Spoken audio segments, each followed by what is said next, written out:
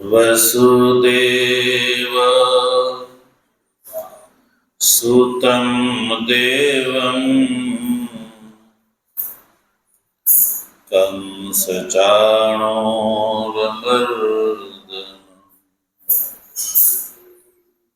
देवकी परमानन्दं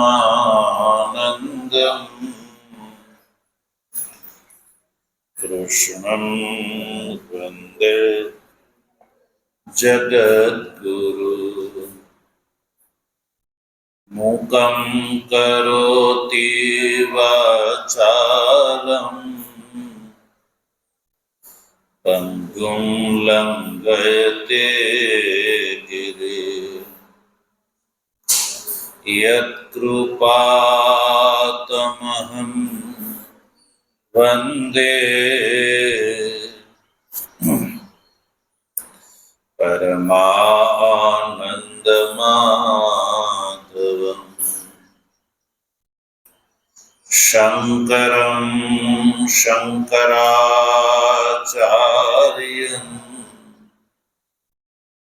केशवं बादरायणं सूत्रभाष्यो कृतौ वन्दे भगवन्तौ पुनः पुनः।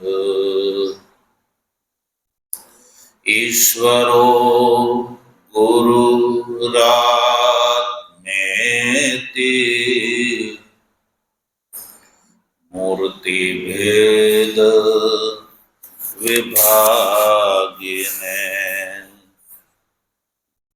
व्योमवद्व्याप्त देहाय दक्षिणामूर्तये नमः।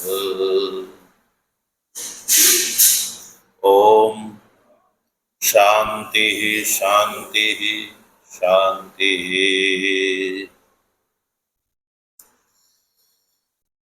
तत्व जिज्ञासु सज्जनों, भगवत कृपा की श्रीमद् भगवद गीता शांकर भाष्य सहित विचार क्रमानुसार ज्ञान कर्म संन्यास योग नामक चतुर्थ अध्यायना 18મા શ્લોકનો આપણે વિચાર કરી રહ્યા છીએ। આ જે 18મો શ્લોક એ બહુ ગહન છે, ગંભીર છે, એનો અર્થ બહુ ગંભીર છે।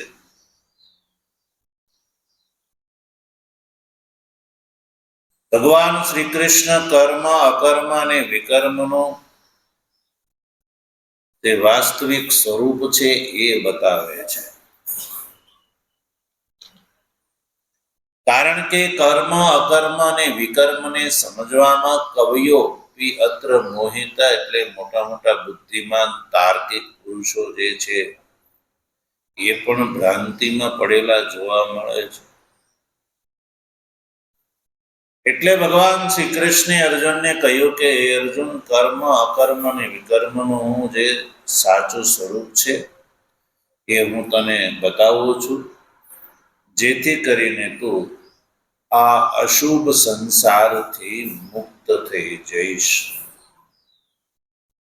યજ્ઞાત્વા મોક્ષસે અશુભાત, આવું ભગવાન શ્રી કૃષ્ણે કહીને 18મા શ્લોકમાં પ્રતિજ્ઞાત વસ્તુ બતાવવા માટે થઈને કહ્યું કે કર્મણ્ય કર્મ યહ પશ્યેદ કર્મણિ ચ કર્મ યહ સ બુદ્ધિમાન મનુષ્યેષુ સ યુક્તઃ કૃત્સ્ના કર્મ કૃત।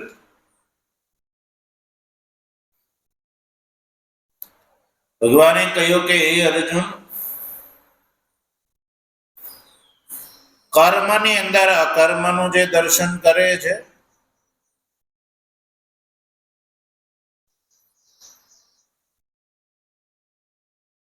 અને અકર્મની અંદર જે કર્મનું દર્શન કરે છે,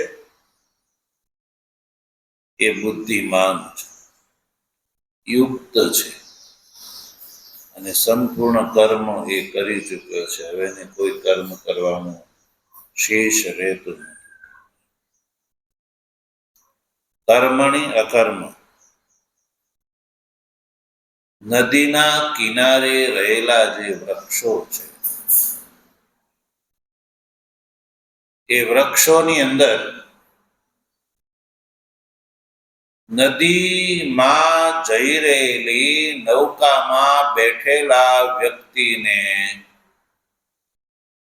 એ વૃક્ષોમાં ગતિ દેખાય છે. શું દેખાય છે? ગતિ.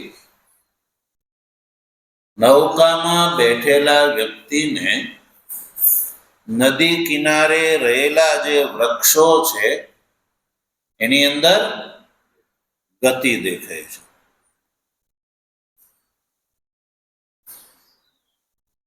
પણ એ ગતિ વસ્તુસત વૃક્ષોની અંદર ગતિ છે નહીં. એટલે એ વૃક્ષોની અંદર ગતિરૂપ જે કર્મ છે, એ ગતિરૂપ કર્મ કર્મ નથી પણ અકર્મ છે. એટલે કર્મનો અભાવ છે. એ વૃક્ષોની અંદર કોઈ ગતિ.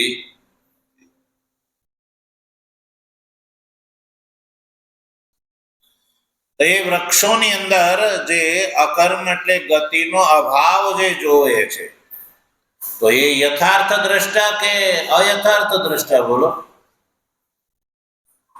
નદીમાં બેઠેલો જે વ્યક્તિ છે એને નદીના કિનારે રહેલા વૃક્ષોની અંદર ગતિ ભ્રાંતિથી દેખાય છે. એ વૃક્ષો જે છે પાછળ જતા હોય એવું લાગે છે. કોને લાગે છે? ભ્રાંત વ્યક્તિને એવું લાગે છે. પણ જે નિર્ભ્રાંત છે, ભ્રાંતિથી રહિત છે, છોકરો એના બાપાને એમ કે પપ્પા જો આ વૃક્ષો પાછળ જાય છે, દોડે છે, એવું કેવું કે આ વૃક્ષો દોડે છે. તો બાળકને એ વૃક્ષોની અંદર ગતિરૂપી કર્મ દેખાય છે. ગતિરૂપી કર્મ દેખાય છે. પણ એ બાળકના પિતા એની સાથે નૌકામાં બેઠેલા છે, એને એમ કહે છે કે બેટા, એ તને દેખાય છે, વસ્તુતઃ એની અંદર કર્મ નથી.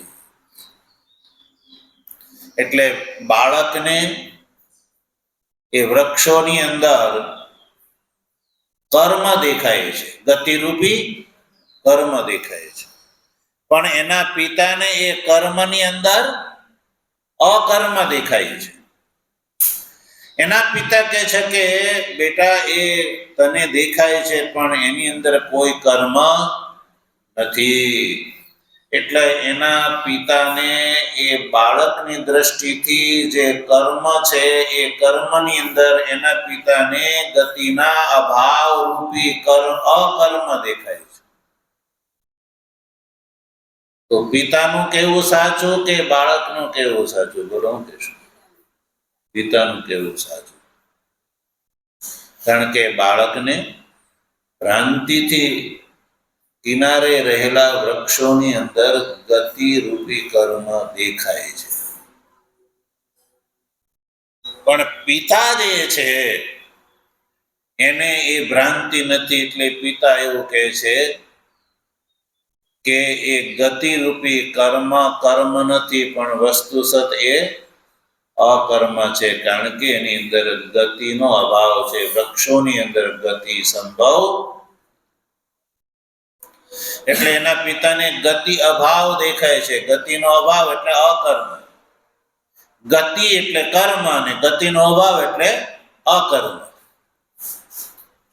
તો પિતા બુદ્ધિમાન કહેવાય, કારણ કે એને વૃક્ષોની યથાર્થતાનું દર્શન થાય છે. વૃક્ષોની અંદર ગતિ સંભવ નથી. તો આ રીતે કર્મની અંદર અકર્મનું દર્શન, પછી એ જ રીતે અકર્મની અંદર કર્મનું દર્શન, એટલે કે કાર્યકરણ વ્યાપાર થી રહિત થઈ જાય છે. આ જે શરીર છે એ કોઈ વ્યાપાર ન કરે, એટલે કે આ કાર્યકરણનો સંઘાત કોઈ વ્યાપાર ન કરે, ચૂપચાપ બેઠેલો હોય. જેમ કે તમે લોકો અત્યારે બેઠા છો, ચૂપચાપ કંઈ કરતા નથી, તો લોકો શું કહે છે કે એ તો બધા બેઠા છે, કંઈ કરતા નથી. નહીં, બેઠા છે, કંઈ કરતા નથી. તો બેસવું એને લોકો શું કહે છે કે આ કંઈ કરતો નથી. તો બેઠેલા લોકોની અંદર સામાન્ય મનુષ્યને અકર્મ દેખાય છે, પણ ભગવાન શ્રી કૃષ્ણ કહે છે કે એ અકર્મની અંદર કર્મને જે જોવે છે. તો ભગવાનનું એવું કહેવું છે કે બેઠેલો વ્યક્તિ જે બેસી રહ્યો છે ને, એની બેસવાની ક્રિયા એ સતત ચાલુ કર્મ છે, કારણ કે એ નિવૃત્ત થયો છે. નિવૃત્તિ શું છે? કર્મ છે. પ્રવૃત્તિ અને નિવૃત્તિ બંને કર્તૃતંત્ર છે. એટલે અત્યારે તો કે બેઠો છે, બસ એના મનમાં એ વખતે બેસવાની ઈચ્છા છે એટલે બેઠો છે. તો બહારથી કાર્ય અને કરણના વ્યાપારનો ઉપરમ થઈ જવાને કારણે સામાન્ય મનુષ્ય જે છે એ એને અકર્મ માને છે, પણ ભગવાન કહે છે કે એ અકર્મની અંદર જે કર્મનું દર્શન કરે છે. એક બેસવું એ પણ શું છે? કર્મ છે.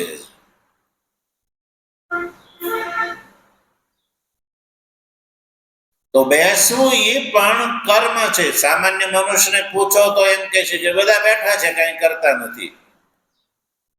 પણ બુદ્ધિમાનને ખબર છે કે બેસવું એ પણ કર્મ છે. એટલે આ રીતે એ અકર્મની અંદર કર્મનું દર્શન કરે છે. ભગવાન શ્રી કૃષ્ણ કહે છે કે આવો જે વ્યક્તિ છે એ બુદ્ધિમાન છે, પંડિત છે મનુષ્યોમાં. એ યોગી છે, એ કૃષ્ણ કર્મ કરી ચૂક્યો છે અને એ અશુભથી મુક્ત થયેલો છે. સો અશુભાત મોક્ષિતઃ કૃત્યો ભવતી ઇત્યર્થઃ. એ અશુભ એટલે કે સંસારથી મુક્ત થઈ ગયેલો છે. કારણ કે ભગવાને કહ્યું હતું ને, યજ્ઞાત્વા મોક્ષ સે અશુભાત, એટલે એ અશુભથી મુક્ત થઈ ગયેલો છે. એટલે કે કૃત્યો ભવતી, એ કૃત્ય છે. હવે એને કોઈ કાર્ય શેષ રહ્યું નથી.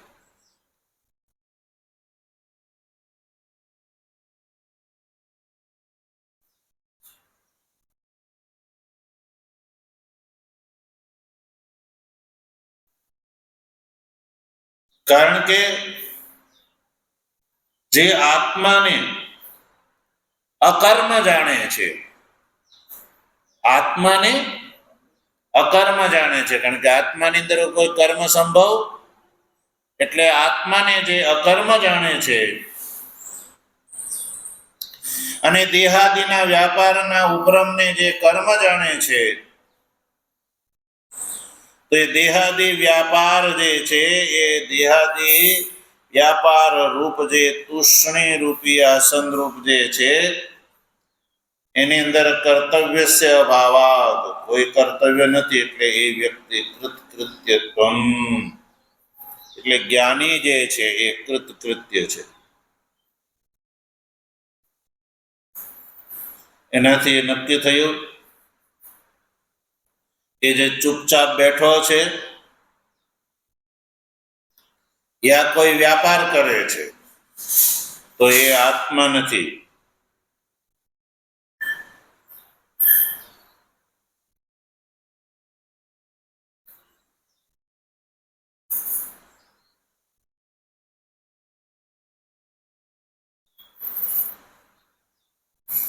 તો જાગ્રત, સ્વપ્ન અને સુષુપ્તિ ત્રણેયની અંદર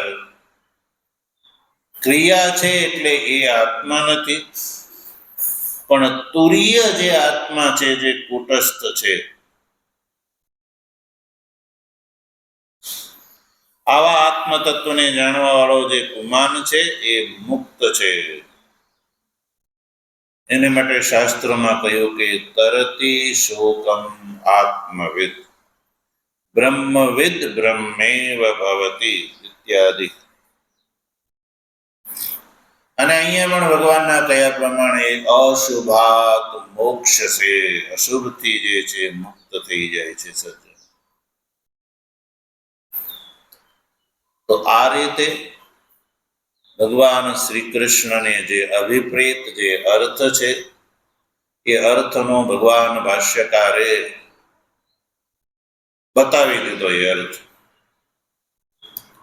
ભગવાન શ્રી કૃષ્ણ અભિપ્રેત અર્થ આ જે શ્લોકનો છે એ ભગવાન ભાષ્યકારે બતાવી દીધો.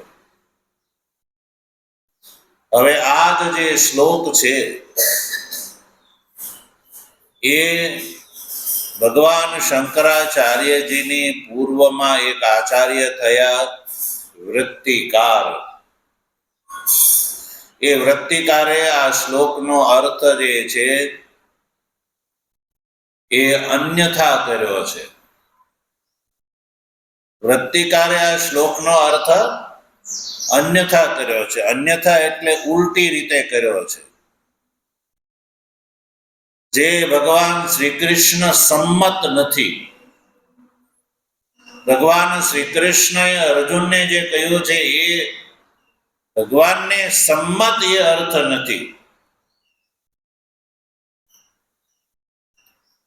એટલે ભગવાન ભાષ્યકારે વિચાર કર્યો કે વૃત્તિકારે જે આ શ્લોકનો જે અર્થઘટન કર્યું છે એ અન્યથા છે, વિપરીત છે. ગીતા શાસ્ત્ર અસંમત છે એ બતાવવું જરૂરી છે. બતાવવું જરૂરી છે. કેમ બતાવવું જરૂરી છે? એટલા માટે કે તમે સોનું લેવા જાઓ, સોનાનો રંગ કેવો હોય? પીળો હોય. તો સોનું અને પિત્તળને બેઉને તમારી સામે મૂકી દેવામાં આવે. સોનું અને પિત્તળ, સોનાની લગડી અને પિત્તળની લગડી એ બેઉ તમારી સામે મૂકી દેવામાં આવે અને તમારે લેવાનું છે સોનું, પિત્તળ નહીં પણ સોનું.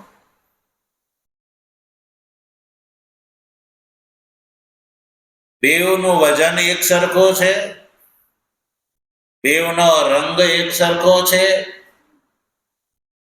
અને બેઉનું એ જે લગડી એક જ કંપનીએ એ બનાવેલી છે. હવે તમે સોનાનો ભાવ માનો 1.5 લાખ રૂપિયા હોય, ત્યારે વધારે ઓછો હશે, તો તમે ભાવ તો સોનાનો આપો છો અને તમને સામાવાળો પિત્તળની લગડી પધરાવી દે તો બોલો તમે લાભમાં કહેવાઓ કે ખોટમાં કહેવાઓ? ખોટમાં કહેવો. તો સજ્જનો એ રીતે તમે ખોટમાં જાઓ, પણ જો ખબર હોય કે આ બે લગડી છે, એ બે લગડીમાં એક લગડી પિત્તળની છે ને એક લગડી સોનાની છે, તો સોનાની લગડીનો સોનાના રૂપમાં તમને બોધ હોવો જોઈએ અને પિત્તળની લગડીનો પિત્તળના રૂપમાં બોધ હોવો જોઈએ કે આ પિત્તળ એ પિત્તળ છે, સોનું એ સોનું છે. એટલે સોનાની બાજુમાં ખોટી પિત્તળની લગડી જે છે એ પડેલી હોય તો તમે ખરા અર્થમાં સોનાને પારખી શકી અને સોનાને ગ્રહણ કરી લો. અને એ વખતે તમને એમ થાય કે ભાઈ નહીં, આ જો આ પિત્તળ અને સોનાની અંદર બહુ મોટો ફરક હોય છે. એટલે પિત્તળને પણ પિત્તળના રૂપમાં જાણ્યું અને જાણી અને પછી સોનાને સોનાના રૂપમાં ગ્રહણ કર્યું. એટલે સાચું લેતી વખતે ખોટાની પણ ઓળખાણ ખોટાના રૂપમાં હોવી જોઈએ. નહીં તો તમે કહે અરે બધું પીળું જ છે ને, એમાં શું ફેર છે, લઈ લ્યો ને. લોકો એવું કહેતા હોય બધું હરખું જ છે ને. બધા સંગઠનો ભગવાનની જ વાત કરે છે ને, એમ કે લોકોને સાંપ્રદાયિક વિચારધારાની દુષ્ટતાનો બોધ ન હોવાને કારણે એમ કે બધા ભગવાનની જ વાત કરે છે ને, બધા ધર્મની જ વાત કરે છે ને. ધર્મ કોને કહેવાય, બ્રહ્મ કોને કહેવાય, એ એવા પ્રમાણથી જાણવું પડે કે જે પ્રમાણ બધાને સંમત હોય, બધા જ મનુષ્યો એ પ્રમાણમાં એક મત હોય. ત્યારે સૂર્યોદય થઈ ગયો છે. સૂર્યોદય તો આખા સંસારના જ્યાં જે દેશોમાં અત્યારે સૂર્યોદય થયો છે એ દેશોના સઘળા મનુષ્યો સૂર્યને સૂર્ય રૂપથી જાણે છે. કોઈને સૂર્યમાં ચંદ્રનું દર્શન થાય છે? બધાને આંખથી દેખાય છે. કોઈને ભ્રાંતિ નથી થતી. બધા જ એક જ સાથે કહે છે કે નહીં, આ સૂર્ય છે, આ ચંદ્ર નથી. એ એક મત છે બધા. એમ જે વાત શાસ્ત્ર સંમત હોય ધર્મના અને બ્રહ્મના વિષયમાં, શાસ્ત્ર સંમત જે સિદ્ધાંત છે ને એનો મનુષ્ય સ્વીકાર કરવો જોઈએ.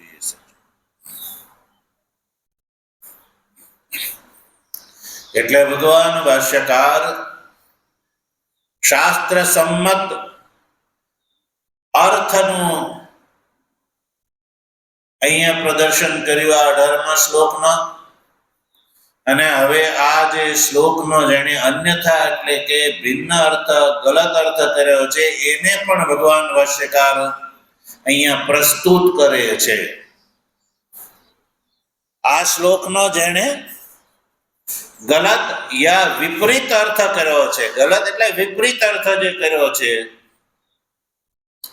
એ વિપરીત અર્થને પણ અહીંયા પ્રસ્તુત કરે છે. અને ભાષ્યકાર એને પ્રસ્તુત કરી અને એવું સ્પષ્ટ કરે છે કે જો આ આચાર્ય એટલે કે વૃત્તિકારે કરેલો અર્થ જે છે એ વિપરીત અર્થ છે, બરાબર નથી.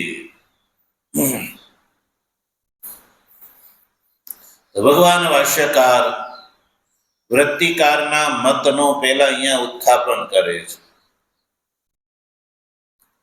જેવો પુસ્તક હોય તેમાં જોજો. અયમ શ્લોકો અન્યથા વ્યાખ્યાત કૈશ્ચિત.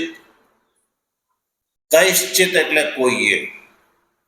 અયમ શ્લોક એટલે કે આ 18મો શ્લોક.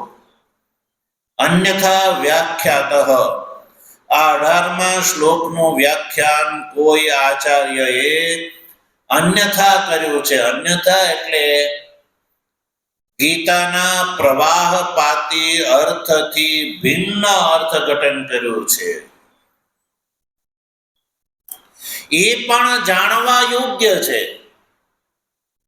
વૃત્તિકારીએ જે મત અર્થ છે, વૃત્તિકારે જે આ શ્લોકનો અર્થ કર્યો છે, એ શ્લોકનો અર્થ પણ જાણવા યોગ્ય એટલા માટે જાણવા યોગ્ય છે કે જેથી કરીને ભગવાન ભાષ્યકારે કરેલો જે અર્થ છે એની અંદર નિષ્ઠા બને. શું બને? નિષ્ઠા. પિત્તળની બાજુમાં પડેલી પિત્તળની લકડી છે, એ પિત્તળ છે એવો બોધ થાય ત્યારે જે સોનાની લકડી છે એની અંદર નિષ્ઠા બને કે ભાઈ મેં લીધું છે એ સોનું છે, કારણ કે આ સોનાની અંદર અને પિત્તળની અંદર આ જે મૂળભૂત ભેદ છે એનો બોધ થયો છે. હવે જો બાજુમાં પિત્તળની લકડી મૂકીને એની પિત્તળના રૂપમાં ઓળખાણ ન કરાવે દુકાનદાર, તો ઘરે લઈ આવ્યા પછી પણ તમારા મનમાં સંદેહ બનેલો રહે કે ભાઈ આ પિત્તળ પીળું જ હોય છે, સોનું પીળું જ હોય છે. એ પિત્તળની તો લકડી નહીં હોય ને, હું છેતરાયો તો નહીં હોઉં ને. એટલે હું છેતરાયો નથી એવો પૂર્ણ આત્મવિશ્વાસ ઉભો થાય. એટલા માટે દુકાનદાર જે છે તમને પિત્તળની લકડીનો પણ બોધ કરાવી દે, જેથી કરીને તમને પિત્તળનું પિત્તળના રૂપમાં જ્ઞાન અને સોનાનું સોનાના રૂપમાં જ્ઞાન થાય. બસ એ જ રીતે ભગવાન ભાષ્યકાર વૃત્તિકારના મતને અહીંયા પ્રસ્તુત કરે છે અને ભગવાન ભાષ્યકાર લખે છે કે વૃત્તિકારે આ શ્લોકનો જે અર્થ છે એ અર્થ અન્યથા કર્યો છે, વિપરીત કર્યો છે, જે અર્થ યોગ્ય નથી. તો સ્વાભિપ્રાયથી શ્લોકનું વ્યાખ્યાન કરી અને વૃત્તિકારના વ્યાખ્યાનનો અનુવાદ કરે છે, ઉલ્લેખ કરે છે. જો અયમ શ્લોકો અન્યથા વ્યાખ્યાત કૈશ્ચિત, કોઈએ આ જે શ્લોક છે એનું વ્યાખ્યાન અન્યથા એટલે કે વિપરીત કર્યું છે, જે યોગ્ય નથી. પૂછે કથન, કેવી રીતે? બતાવો. વૃત્તિકારનું જે આ શ્લોક ઉપરનું વ્યાખ્યાન અન્યથા છે એ તમે કહો છો, બતાવો કથન, કેવી રીતે અન્યથા છે? તો વૃત્તિકારનું વ્યાખ્યાન જે છે એ અન્યથા છે, એ કથમ એવો પ્રશ્ન ઉભો કરી અને ભાષ્યકાર વૃત્તિકારનું વ્યાખ્યાન જે છે એ અહીંયા પ્રસ્તુત કરે છે. અને કેવી રીતે વૃત્તિકારનું વ્યાખ્યાન અન્યથા છે એ સ્પષ્ટ કરે છે. નિત્યાનામ કિલ કર્મણામ ઈશ્વરાર્થે અનુષ્ઠીયમાનાનામ તત ફલ અભાવાત અકર્માણિ તાની ઉચ્યન્તે ગૌણ્યા વૃત્ત્યા તેષાં ચ અકરણં અકર્મ તચ્ચ પ્રત્યવાય ફલત્વાત કર્મ ઉચ્યતે ગૌણ્યા એવ વૃત્ત્યા તત્ર નિત્ય કર્મણિ અકર્મ યહ પશ્યેત ફલ અભાવાત યથા ધેનુઃ અપી ગૌઃ અગૌ ઉચ્યતે ક્ષીરાખ્યમ ફલમ ન પ્રયચ્છતિ ઇતિ તદ્વત. આ શ્લોક જે છે કર્મણ્ય કર્મય પશ્યેત એટલા ચરણનું જે વૃત્તિકારી વ્યાખ્યાન જે છે અહીંયા પ્રસ્તુત કર્યું. હવે 18મા શ્લોકના પૂર્વાર્ધમાં અકર્મણિ ચ કર્મય એ જે ભગવાનનું કથન છે ને એનો વૃત્તિકારે કેવો અર્થ કર્યો છે? જો તથા નિત્ય અકરણે તું અકર્મણિ કર્મ યહ પશ્યેત નરકાદિ પ્રત્યવાય ફલમ પ્રયચ્છતિ ઇતિ. તો આ શ્લોકના પૂર્વાર્ધના બીજા ચરણનું વ્યાખ્યાન થયું. એટલે કે આ પ્રયચ્છતિ ઇતિ આટલા વાક્યમાં વૃત્તિકારે આ 18મા શ્લોકના પૂર્વાર્ધનું જે વ્યાખ્યાન કર્યું એ ભગવાન ભાષ્યકારે અહીંયા પ્રસ્તુત કરી દીધું. તો બે વાક્ય થઈ, અકર્મણી અકર્મય પશ્યેદ એક અને અકર્મણી ચ કર્મય. તો કર્મણી અકર્મય પશ્યેદ એ જે શ્લોકનો જે ચરણ છે એનું વ્યાખ્યાન વૃત્તિકારે કેવું કર્યું છે જો આપણે ફરીને વૃત્તિકારી પંક્તિમાં જો પેલા પંક્તિનું ઉચ્ચારણ કર્યું, હવે પંક્તિને સમજીએ. જો કથમ પછી જો કથમ પછી નિત્યાનામ કિલ, ત્યાંથી વૃત્તિકાર પ્રથમ ચરણનું વ્યાખ્યાન કરે છે કર્મણ્ય કર્મ પશ્યેદેનું. તો વૃત્તિકાર એવું કહે છે કે કર્મની અંદર અકર્મનું દર્શન ભગવાન કરવાનું કહે છે. કર્મની અંદર અકર્મનું દર્શન. તો અહીંયા કર્મથી અભિપ્રાય છે, વૃત્તિકાર કહે છે કે નિત્ય કર્મ. જે કર્મણી એ જે સપ્તમ્યંત જે પદ કર્મ પદ છે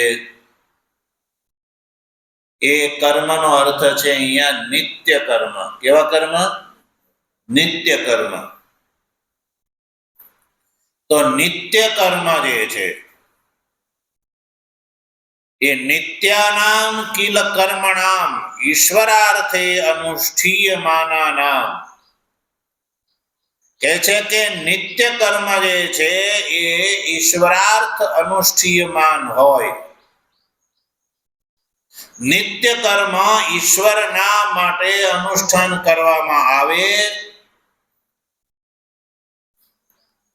વૃત્તિકાર એવું કહે છે કે નિત્ય કર્મનું અનુષ્ઠાન બે પ્રકારથી થઈ શકે છે. એક ઈશ્વર માટે અને પ્રત્યવાયની નિવૃત્તિ માટે. નિત્ય કર્મનું અનુષ્ઠાન બે પ્રકારથી થાય એવું વૃત્તિકાર માને છે. નિત્ય કર્મ એટલે પ્રત્યેક મનુષ્યએ નિત્ય એટલે પ્રતિદિન કરવા યોગ્ય જે કર્મ છે એને નિત્ય કર્મ કહેવામાં આવે છે. નિત્યનો અર્થ રોજ. નિત્ય એટલે રોજ કરવામાં આવતા કર્મ. દાખલા તરીકે અગ્નિહોત્ર કર્મ એ નિત્ય કર્મ છે. શું છે? નિત્ય કર્મ.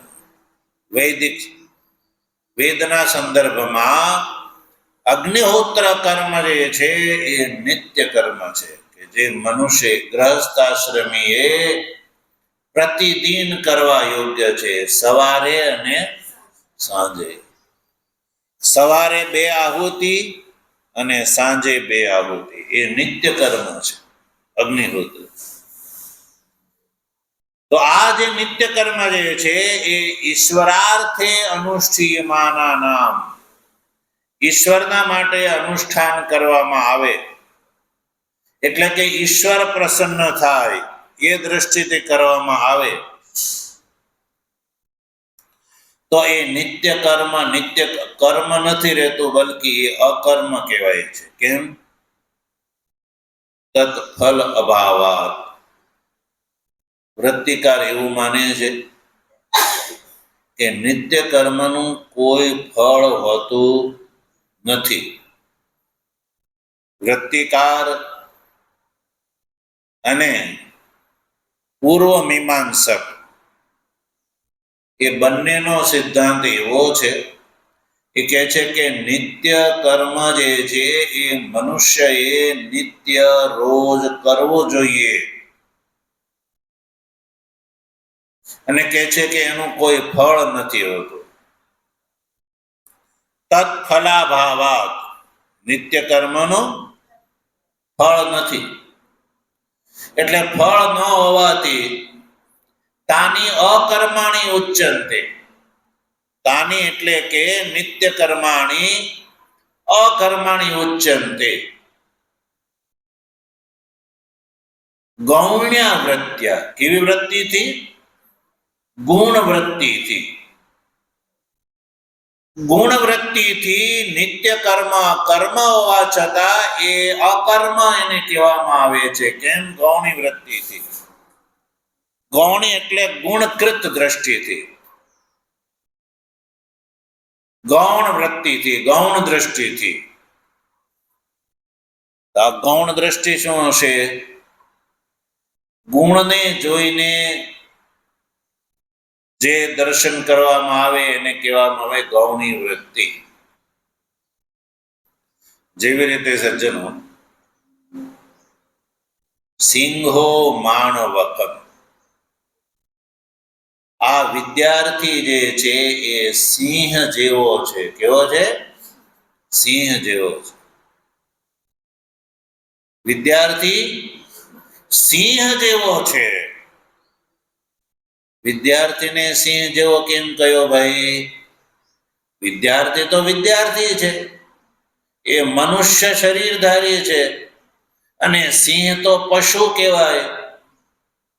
તો વિદ્યાર્થી જે છે એ મનુષ્ય છે, એ મનુષ્યને સિંહ કેમ કયો? તો પ્રધાન વૃત્તિથી નહીં, ગુણ વૃત્તિથી. સિંહના જે ગુણો છે એ વિદ્યાર્થીની અંદર દેખાય છે, એટલે ગુણ દ્રષ્ટિથી વિદ્યાર્થી છે એ સિંહ છે. કયા ગુણ?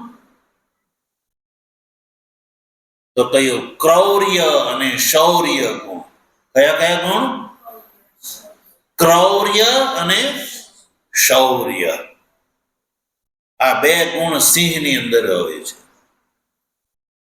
તો એ સિંહગત જે ક્રૌર્ય અને શૌર્ય આ બે ગુણ છે સજ્જનો, એ વિદ્યાર્થીની અંદર જોવા મળે છે.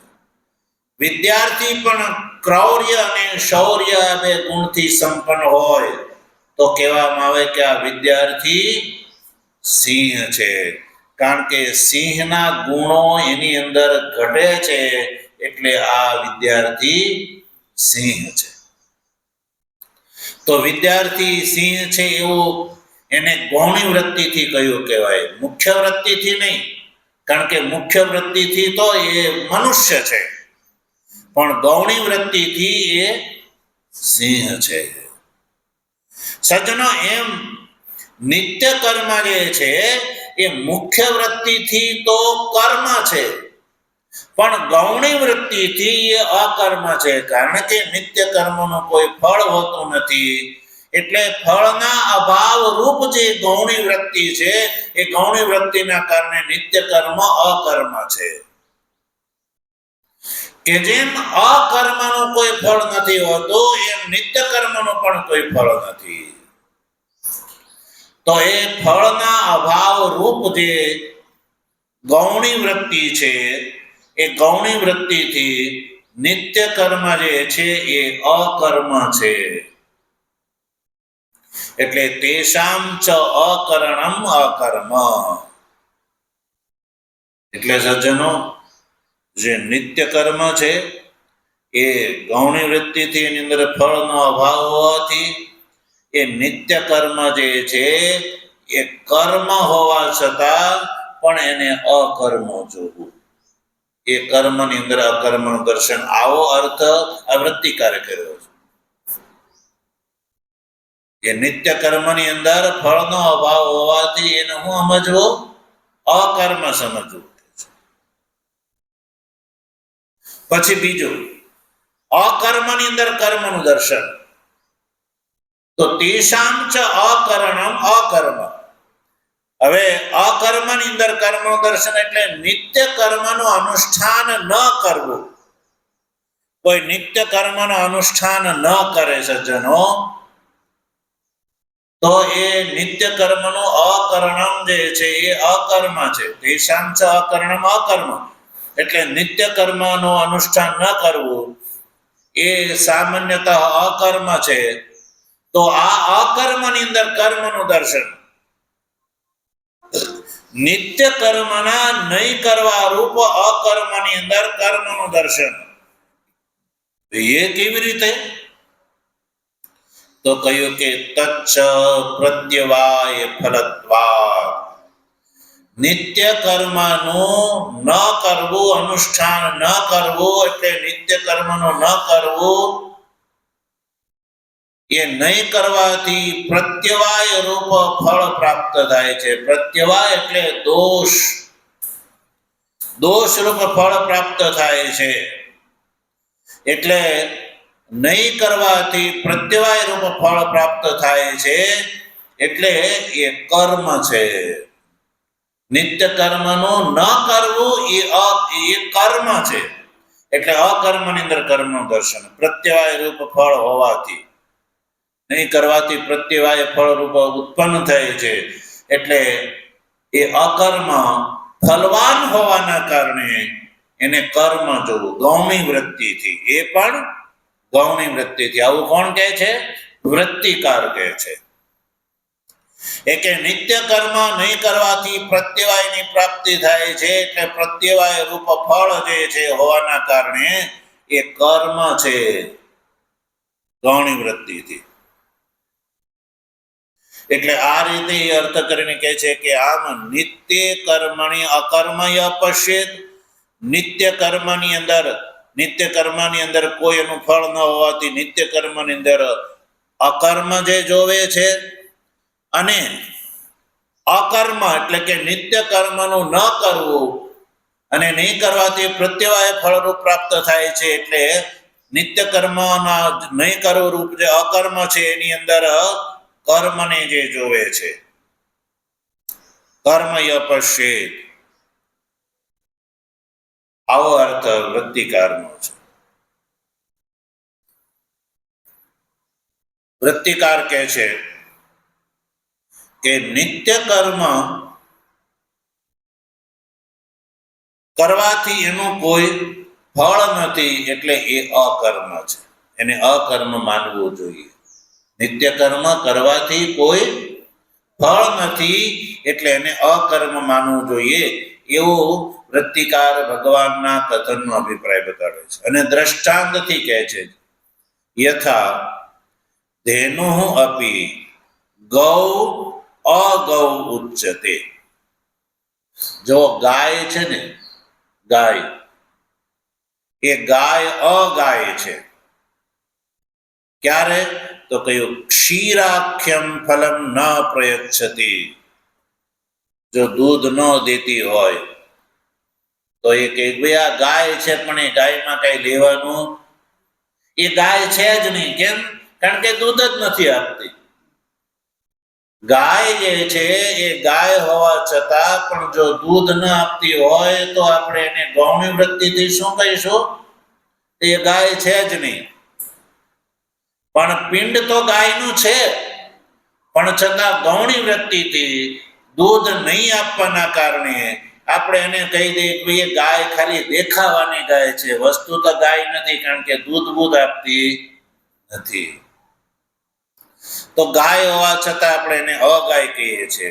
એમ વૃત્તિકાર કહે છે કે નિત્ય કર્મનું કોઈ ફળ નથી, એટલે નિત્ય કર્મને કર્મ ન કહેવું જોઈએ, એ અકર્મ છે, એ અકર્મ જેવું જ છે, કારણ કે એનું કોઈ ફળ નથી કે છે.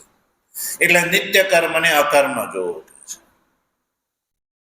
અને અકર્મ ને કર્મ એટલા માટે જોવું જોઈએ કે અકર્મ એટલે નિત્ય કર્મ નહીં કરવાથી પ્રત્યવાય રૂપ ફળ પ્રાપ્ત થાય છે, એટલે એ કર્મ જ છે માનો. કેમ? પ્રત્યવાય એટલે નરકાદી પ્રત્યવાય ફળ દેવા વાળો છે. નિત્ય કર્મ નહીં કરવાથી નરકાદીની પ્રાપ્તિ થાય છે, એવું પૂર્વ મીમાંસકો કહે છે. નિત્ય કર્મ નહીં કરવાથી દોષ લાગે છે. દોષ કયો? નરકાદી. એટલે નહીં કરવાથી નરકાદી રૂપ ફળ પ્રાપ્ત થાય છે, એટલે એનું નહીં કરવાથી ફળ હોવાથી, એટલે એ નિત્ય કર્મ ન કરવું એ પણ કર્મ છે કે છે. એટલે એ અકર્મની અંદર કર્મનું દર્શન કરવું કે છે. આવો અર્થ વૃત્તિકારે કરેલો છે. ભગવાન ભાષ્યકારે એ અર્થ અહીંયા પ્રસ્તુત કર્યો. અને હવે ભગવાન શંકરાચાર્યજી આ વૃત્તિકારનો કરેલો જે અર્થ છે એ અન્યથા છે, વિપરીત છે, એ વાત આગળ બતાવશે. ભગવાનની કૃપા છે તેનો વિચાર આગળ કરીશું. ઓમ વસુદેવ સુતં દેવં કંસચાણૂરમર્દનમ દેવકી પરમાનંદમ કૃષ્ણં વંદે જગદ્ગુરુ. મૂકં કરોતિ વાચાલં પંગું લંઘયતે ગિરિં યત્કૃપાતમહં વંદે પરમાનંદમાધવં શંકરં શંકરાચાર્યં કેશવં બાદરાયણં સૂત્રભાષ્યોકૃતૌ વંદે ભગવन्तૌ પુનઃ પુનઃ. ઈશ્વરો ગુરુરાત્મેતિ મૂર્તિભેદ વિભાગિને વ્યોમવદ્વ્યાપ્ત દેહાય દક્ષિણામૂર્તયે નમઃ. ઓમ શાંતિ શાંતિ શાંતિ. સદગુરુદેવ